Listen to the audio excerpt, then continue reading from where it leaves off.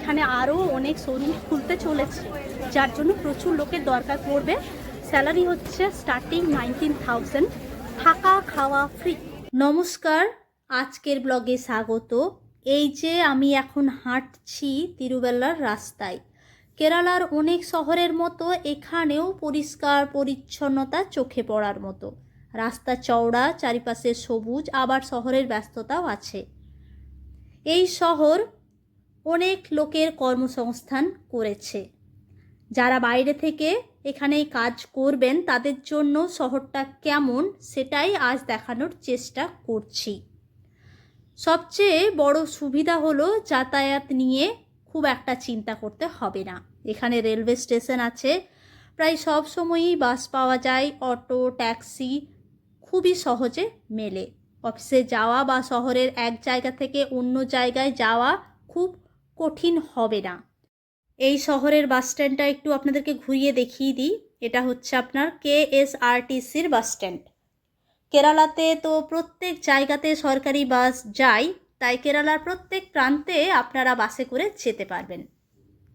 এখানকার bus service নিয়ে কোনো কথা হবে না, আপনারা সেফলি কেরালার প্রত্যেকটা প্রান্তে একা একা ট্রাভেল করতে পারবেন। আর নানা রকমের বাস রয়েছে, অর্ডিনারি থেকে শুরু করে ফাস্ট, সুপারফাস্ট, এসি পর্যন্ত। আপনারা নিজের চোখেই দেখবেন। আপনারা আমার সাথে চলুন, আজ তিরুবেলাটা এক্সপ্লোর করি। শুধু কাজ থাকলেই তো হয় না, থাকার জায়গাটাও ভালো হওয়া দরকার। তিরুবেল্লায় সরকারি ও বেসরকারি দুই ধরনের হাসপাতালই রয়েছে। School, college, bank, ATM, medical shop, supermarket, প্রয়োজনীয় প্রায় সব কিছুই এই শহরের মধ্যেই পাবেন। মানে প্রতিদিনের জীবনের জন্য আলাদা করে কোথাও ছুটতে হবে না। এখানকার বাজারও বেশ জমজমাট। সকালে সবজি, ফল, মাছ সবই পাওয়া যায়। দোকানপাটও প্রচুর। একদিকে শহরের সুবিধা, অন্যদিকে কেরালার সেই সবুজ শান্ত পরিবেশ, দুটোই একসাথে রয়েছে। তাই বাইরে থেকে কেউ থাকলেও খুব অচেনা লাগবে না। আর মাছগুলো এত সুন্দর ছিল, মানে একদম টাটকা ছোট ছোট মাছ, এই মোরলা মাছ, তারপর চিংড়ি মাছ, এগুলো দেখে না আমার মনে হচ্ছিল কিনে বাড়ি চলে যায়, আর শুটিং করব না। কিন্তু এখন তো আমি বাড়ি যাব না, তাই আমার এখন মাছগুলো নিলে খারাপ হয়ে যাবে। আমার না মাছগুলো বলছে কেন কেন, কিনে বাড়ি যা, নিয়ে রান্না কর, কিন্তু এখন হবে না। আর এই শহরে আমি সপ্তাহে 3 দিন ঈশানকে নিয়ে আসি, কিন্তু ঈশান থাকে বলে আপনাদের সাথে আমি এখানকার কোনো কিছুই শেয়ার করে উঠতে পারিনি। আজকে থেরাপি ছিল না, তাই ভাবলাম যে চলুন আজকে আপনাদের সাথে একটু শহরটা ঘুরে আসি। আর অনেক দিন থেকে আপনারা আমাকে কাজের জন্য বলেছেন, সেটাও আমার মাথায় ছিল। তো এই শহরে কাজের অভাব নেই, শুধু খুঁজতে পারলেই হলো।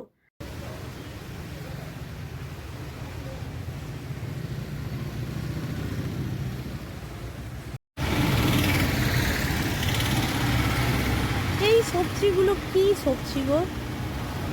আমি এই প্রথমবার দেখছি। দেখুন তো আপনারা চিনতে পারেন কি না।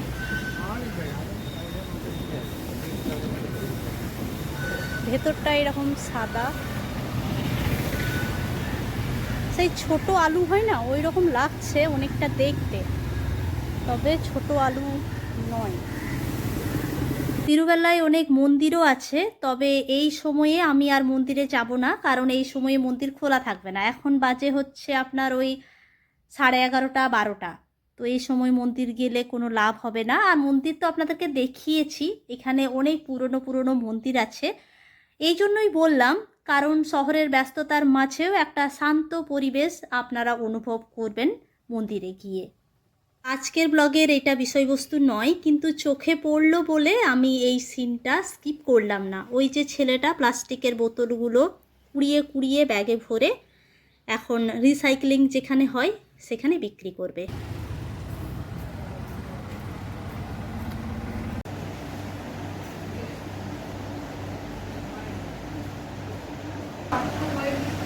মাসে একটু রেস্ট, এখনও কাজ কমপ্লিট হয়নি, এখন আমার রিফ্রেশমেন্ট চলছে, তারপরে আবার শুরু করব।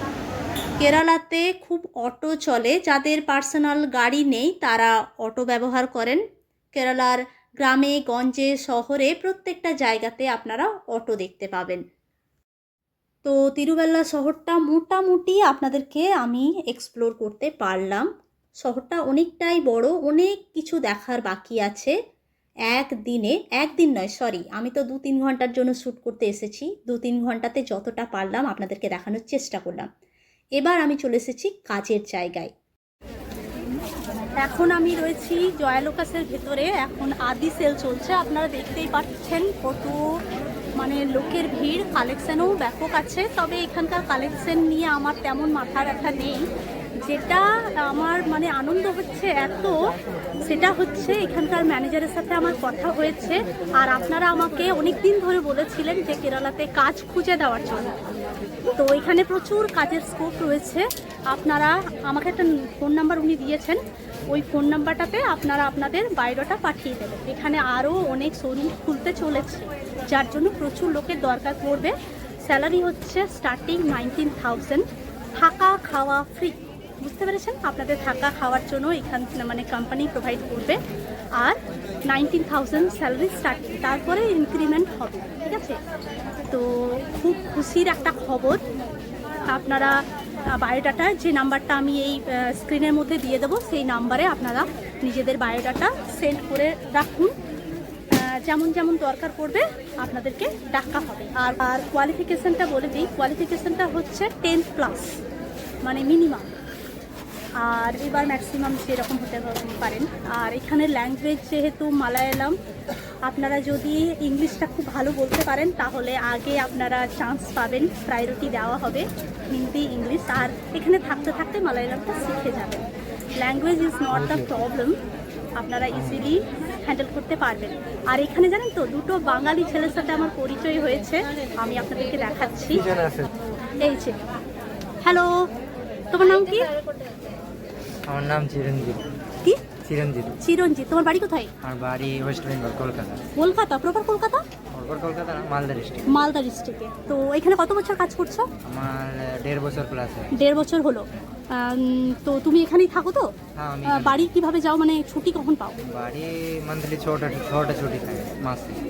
আচ্ছা, আরও একজন আছে না, কোথায় গেল? ওই আর এই যে আরও একজন বাঙালি, তোমার নাম? আমার নাম অমিত খান। কোথায় বাড়ি? কলকাতা। কলকাতা কোথায়? কলকাতা মেদিনীপুর। মেদিনীপুরে। এখানে কত বছর আছো? 2 বছর। 2 বছর, আচ্ছা। তো এই যে দুজনকে পেলাম, এরা কিন্তু মালায়ালাম এখনও খুব একটা বলতে পারে না, ওরা হিন্দি আর ইংলিশেই কথা বলে আর কি। তো আপনাদের কোনো প্রবলেম হবে না। আর এখানে কালেকশানগুলো একটু দেখিয়ে দিই। কালেকশানটা তো আমার মেন ছিল না। এই যে বিভিন্ন রকমের শাড়ি, এগুলো সিল্ক শাড়ি। আমি তো শাড়ি খুব একটা ভালো চিনি না, তাই বলতে পারবো না।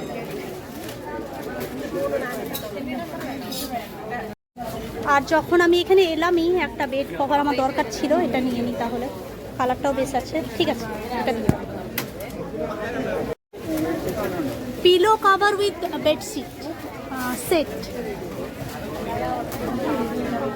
আমি এসেছিলাম এখানে শুটিং করতে, আর আমি লাগিয়ে দিয়েছি এখন শপিং করতে। কি কাণ্ড!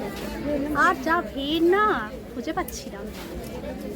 আর এখানে মেনলি কাজ হচ্ছে কাস্টমারদের সাথে ডিল করা, সেটা নানাভাবে। মানে যারা সেলস গার্ল তারা বিক্রি করছেন, তারপরে আপনার এই যে প্যাকেটিং, কেনার পরে প্যাকেট করা হচ্ছে, তারপরে হচ্ছে আপনার কাউন্টারে যারা রয়েছেন টাকা পয়সার হিসাব নিচ্ছেন, মানে টাকা পয়সা আর কি নিচ্ছেন কাস্টমারদের কাছ থেকে। আর নিচে যে গোল্ড ইয়েটা রয়েছে শোরুমটা, তো সেটা আমি বাইরে থেকে শ্যুট করলাম, ভেতর থেকে আমাকে পারমিট করলো না। তো সে যাই হোক, আপনারা যখন চাকরি করবেন, আপনারা যখন পেয়ে যাবেন, তখন আমি আপনাদের সাথে দেখা করতে আসবো।